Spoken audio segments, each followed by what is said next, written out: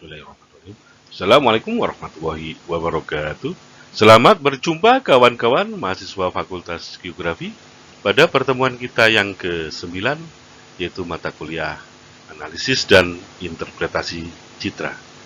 Semoga kita dipertemukan dalam kondisi yang selalu sehat bersama keluarga kita di rumah masing-masing. Dan tema pertemuan kita kali ini adalah pengenalan penginderaan jauh sistem termal. Oke kawan-kawan, untuk memulai perkuliahan kita, marilah kita awali dengan bacaan dan pujian kebaikan kepada Tuhan semesta alam. Bismillahirrahmanirrahim. Kemudian kawan-kawan, tidak lupa, marilah sejenak kita berdoa untuk kedua orang tua kita dan guru-guru kita. Semoga amal ibadah mereka mendapat balasan yang berlipat, dan semoga nantinya ilmu yang kita pelajari akan menjadi ilmu yang bermanfaat. Amin. Tidak lupa kawan-kawan, saat ini kita masih dalam kondisi pandemi. Untuk itu selalu patuhi protokol kesehatan 5M dan berusaha untuk selalu disiplin melaksanakan protokol kesehatan tersebut dalam rangka menjaga diri, keluarga, komunitas, dan bangsa ini dari incaran COVID-19. Kawan-kawan, marilah kita mulai perkuliahan kita kali ini. Penginderaan jauh sistem termal merupakan penginderaan jauh sistem pasif karena sumber energi berasal dari alam atau objek yang diindra berupa perbedaan suhu, bukan dari tenaga yang dilepas oleh sensor atau wahana yang dipakai. Perhatikan pada gambar di tampilan ini. Penginderaan jauh sistem pasif berada pada spektrum tampak dan inframerah. Spektrum inframerah dibagi menjadi dua, yaitu inframerah reflektif dan termal. Jadi dari tampilan ini kita dapat melihat dasar-dasar dari perbedaan antara perekaman dari saluran visible dan saluran termal. Selanjutnya kawan-kawan, permasalahan utama pada penginderaan jauh sistem termal adalah hambatan atmosfer yang terjadi oleh serapan berbagai partikel debu angkasa serta gas-gas atau zat-zat yang lain berupa H2O, CO, O2 maupun ozon. Tetapi pada kenyataannya terdapat jendela atmosfer seperti pada tampilan yang kita saksikan, di mana hambatan-hambatan yang ada menjadi relatif kecil, sehingga tenaga pancaran dapat melaluinya. Jendela atmosfer ini pada interval panjang gelombang dari 3 hingga 5 mikrometer dan 8 hingga 14 mikrometer. Emisivitas merupakan rasio energi yang diradiasikan oleh material atau objek tertentu dengan energi yang diradiasikan oleh benda hitam atau black body pada temperatur yang sama. Hal ini berkaitan dengan kemampuan suatu benda meradiasikan energi yang diserapnya. Benda hitam sempurna mempunyai emisivitas sama dengan 1, sementara objek sesungguhnya mempunyai emisivitas kurang dari 1, karena pada kondisi alami tidak ada benda yang murni hitam, hanya mendekati hitam sempurna. Dengan membandingkan dua band atau saluran, kita dapat menyoroti area di mana objek permukaan yang diinginkan menjadi dominan. Untuk melakukannya, dengan cara membandingkan dua band atau saluran mendekati perubahan cepat pada spektrum emisivitas objek tersebut. Misalnya, emisivitas rendah sekitar 9 mikrometer pada batu pasir. Kita dapat membandingkan dengan perpustakaan spektral atau sesuatu yang sudah tercatat dari uji laboratorium secara spektral untuk mengetahui perubahan tajam dalam spektrum emisivitas objek tertentu. Jadi pada tampilan kita dapat melihat bagaimana antara batu pasir dan marmer emisivitasnya pada berbanding dengan panjang gelombang. Kawan-kawan, Penggunaan citra termal pada beberapa aplikasi cukup dilakukan dengan peningkatan citra. Hal ini terutama dilakukan pada penggambaran relatif emisivitas permukaan atau suhu permukaan dengan hanya mengekstraksi brightness temperatur atau nantinya kita sebut BT gitu aja. Pada banyak kasus, umumnya penginderaan jauh sistem termal digunakan untuk mengekstraksi suhu permukaan lahan, tidak hanya BT umumnya. Jadi secara sederhana ekstraksi dari pertama kali berupa DN sampai pada SPL, suhu permukaan lahan, alurnya sebagai mana pada tampilan ini. Beberapa konsep dasar yang dapat dipahami terlebih dahulu adalah yang pertama, suhu kinetik atau true temperature merupakan panas yang dihasilkan oleh getaran molekul pada benda.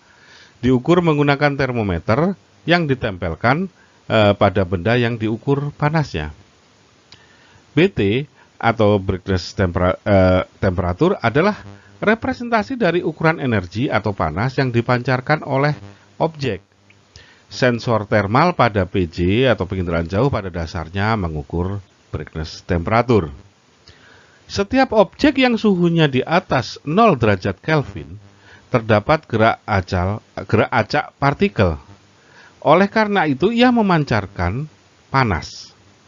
Jumlah tenaga termal yang dipancarkan atau W tergantung pada emisivitas atau E atau nilai pancaran benda dan suhu kinetik benda tersebut atau temperatur.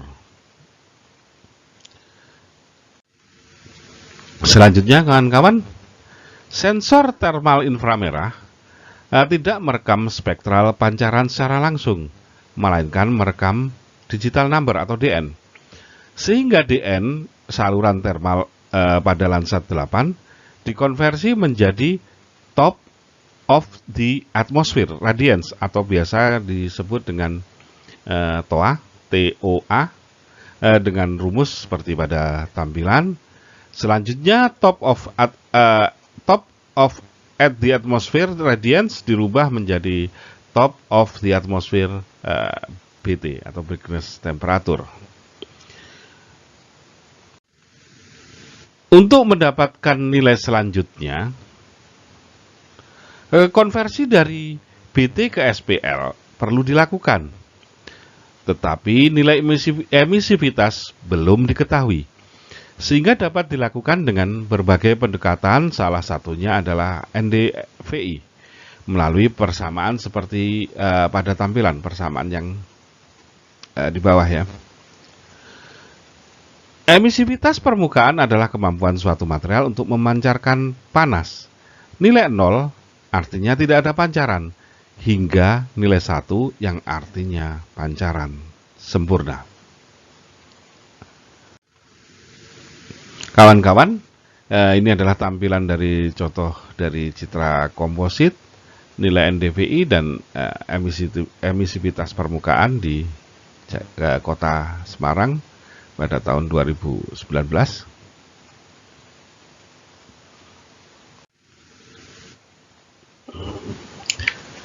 Pada teknik interpretasi suhu dari data penginderaan jauh, harus dipahami dulu variasi suhu harian berbagai objek. Kawan-kawan dapat memperhatikan tampilan pada layar ya. Objek air, vegetasi, tanah kosong, batu, dan beton cenderung memiliki suhu pancaran yang relatif sama ketika beberapa saat setelah matahari terbit dan beberapa saat menjelang matahari terbenam. Kesamaan ini menjadikan suatu persilangan yang sering dinamakan dengan silang termal atau thermal crossover. Pengamatan suhu menggunakan penginderaan jauh idealnya dilakukan ketika di luar dari silang termal, supaya mendapatkan variasi suhu antar objek yang lebih baik. Air cenderung memiliki suhu yang relatif stabil karena memiliki kapasitas termal yang tinggi. Demikian juga dengan vegetasi. Vegetasi relatif lebih stabil dibandingkan dengan tanah kosong atau beton atau bangunan lahan terbangun, karena vegetasi memiliki kandungan air. Kawan-kawan, tampilan ini adalah suatu pembuktian dari pernyataan sebelumnya. Jadi di sini kita dapat melihat perbandingan suhu kecerahan perekaman pada siang hari dan pada dini hari atau pagi hari untuk memahamkan beberapa kondisi langsung di lapangan. Keterangan pada gambar yang tertulis Mississippi ini adalah sungai Mississippi, kemudian V adalah vegetasi, hutan ya di situ mungkin, kemudian sand adalah pasir, dan gravel adalah batu kerikil. Pada gambar sebelah kiri ini adalah perekaman pada pagi hari, dan yang gambar sebelah kanan adalah perekaman pada dini hari. Kita dapat melihat pada pagi menjelang siang itu terlihat adanya pasir, dia lebih memancarkan spektrumnya, pancaran panasnya, dia akan lebih cerah warnanya pada siang hari. Demikian juga dengan kerikil. Tetapi pasir dan kerikil pada malam pagi hari, di mana suhu masih cukup rendah, suhu udara, pasir dan kerikil akan terlihat turun, di mana vegetasi dan tubuh air akan terlihat lebih naik nilai kecerahannya. Selanjutnya kawan-kawan, kita akan beberapa contoh aplikasi tentang pengindran jauh termal. Yang pertama ini adalah untuk aplikasi pengindran jauh sistem termal untuk deteksi urban heat island, atau nanti kita sebut UHI gitu aja dalam bahasa yang lebih mudah. Meningkatnya suhu bumi tidak bisa dilepaskan dari fenomena urban heat island atau UHI. UHI merupakan fenomena di mana daerah perkotaan mengalami suhu tinggi dibandingkan dengan daerah di luar mereka, sehingga kondisi ini dapat mempengaruhi kesehatan dan kesejahteraan manusia yang menghuninya.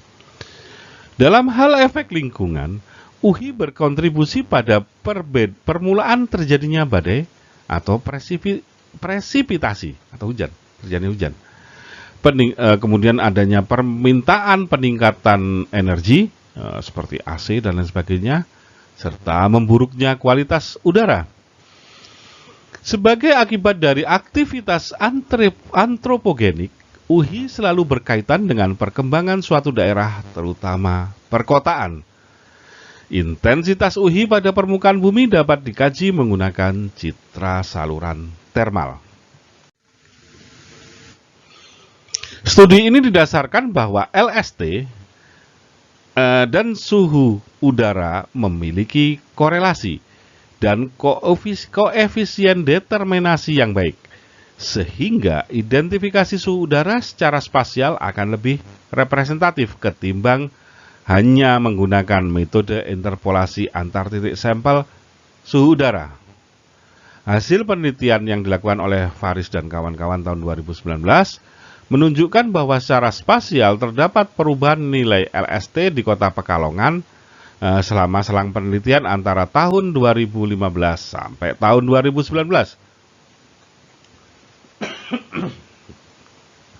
Nilai rata-rata LST pada tanggal 29 Mei 2015 sesuai dengan perekaman citra adalah sebesar 28,9 derajat Celcius. Sedangkan pada tanggal 25 Juni 2019 sebesar 29,5 derajat Celcius.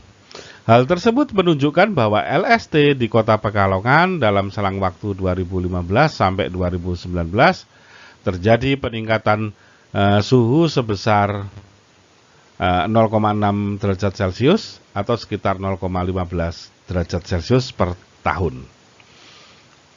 Kawan-kawan, ini adalah tampilan perbandingan LST land surface temperature ya. tahun 2015 dan 2019 di Kota Pekalongan. Secara kasat mata kita dapat melihat peningkatan suhu mengarah ke bagian selatan kota, yang berarti bahwa laju perkembangan kota juga mengarah ke selatan. Selanjutnya kawan-kawan, kita akan menyajikan contoh aplikasi PJ Thermal untuk estimasi curah hujan. Curah hujan merupakan unsur meteorologi yang mempunyai variasi tinggi dalam skala ruang dan waktu. Informasi curah hujan sangat penting dan dibutuhkan oleh hampir semua bidang seperti pertanian, transportasi, perkebunan, hingga sampai pada kebencanaan. Jumlah stasiun penakar hujan mungkin banyak, namun kelengkapan data ada kalanya masih kurang memadai. Estimasi hujan dapat dilakukan dengan menggunakan citra MTSAT 1R dan juga citra TRMM. MTSAT 1R mampu memberikan informasi suhu kecerahan awan dengan resolusi temporal tinggi, yaitu setiap 1 jam. Saluran TRMM Microwave Imager atau TMI dapat diturunkan menjadi data intensitas hujan per jam dengan resolusi spasial 5,1 km. Estimasi dilakukan dengan cara mengintegrasikan data suhu kecerahan dari MTSAT 1R dengan TRMM yang mampu mengekstraksi intensitas hujan. Namun perekamannya bukan per jam untuk TRMM. Maka diperlukan upaya estimasi intensitas hujan menggunakan teknik regresi. Proses klasifikasi awan pada potensi hujan, yaitu kita dapat melihat bahwa hasil penelitian ini MTSAT IR1 pada kiri atas, suhu kecerahan uap air dari MTSAT IR2 pada kanan atas, dan awan potensi hujan pada gambar yang bagian bawah. Kawan-kawan, pada tampilan ini kita dapat melihat persamaan regresi antara intensitas curah hujan TRMM dengan suhu kecerahan dari awan dari MTSAT.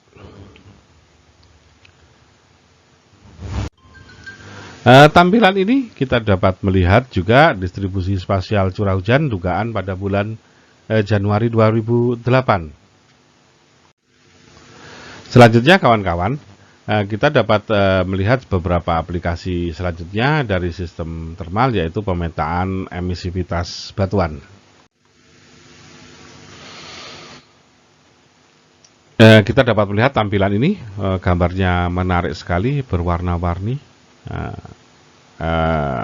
kayak suatu karya seni ya, tapi ini karya seni dari Tuhan yang Maha Agung yang ditampilkan lewat pengolahan citra digital kita. Pada tampilan ini kita dapat melihat yaitu citra thermal yang menunjukkan unit batuan yang berbeda di daerah tersebut. Batu gamping atau LST berwarna hijau muda di bagian selatan. Kemudian tufa vulkanik atau T berwarna sian di utara. Bukit yang tertutup silika menunjukkan bayangan oranye gelap berada di bagian tengah gambar.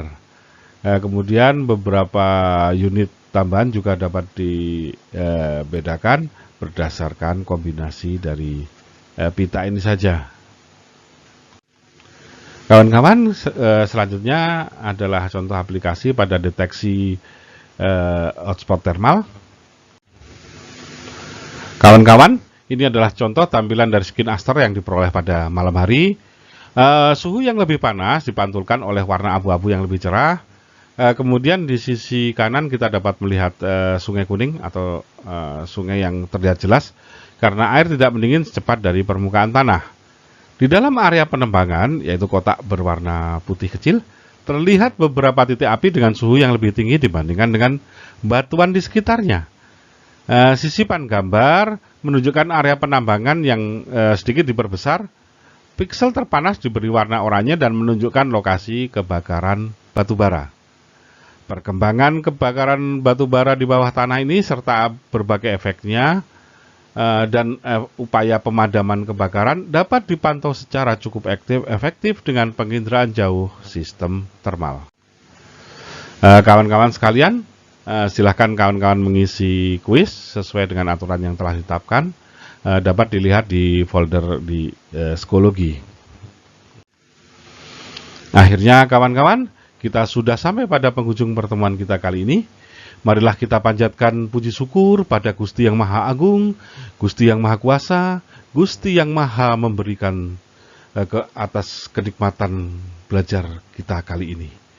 Alhamdulillahirabbil alamin. Akhirnya, wassalamualaikum warahmatullahi wabarakatuh.